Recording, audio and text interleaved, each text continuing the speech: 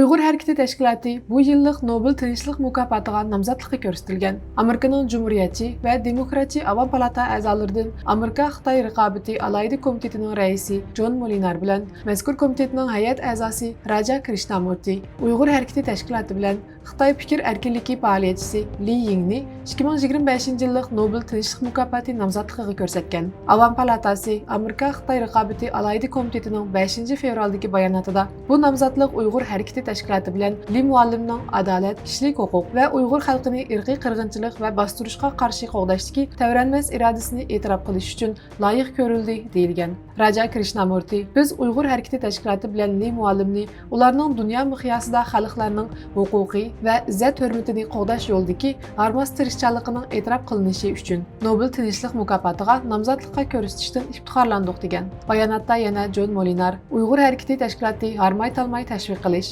jasurlik bilan guvohlik berish orqali dunyoning Uyg'ur qirg'inchiligidan iborat haqiqatni nazardan saqit qilolmaydiganligiga kapolatlik qilib, ziyonkashlikka uchrag'uvchilarning ovozini yer shari sahnasiga elib chiqdi. Xitoy kompartiyasining sukut temini buzib tashildi degan. Uyg'ur harakati tashkiloti yaqinqi yillarda Nobel tinchlik mukofoti nomzodligiga ko'rsatilgan Uyg'ur tashkilotlardan biridir. Ilgirki yillarda Dunyo Uyg'ur qurultiyi, Uyg'ur kishilik huquq qurilishi qatorliq tashkilotlar, Rabia Qodir va Ilhom To'xti qatorliq shaxslar Nobel tinchlik mukofotiga nomzodlikka ko'rsatilgan edi.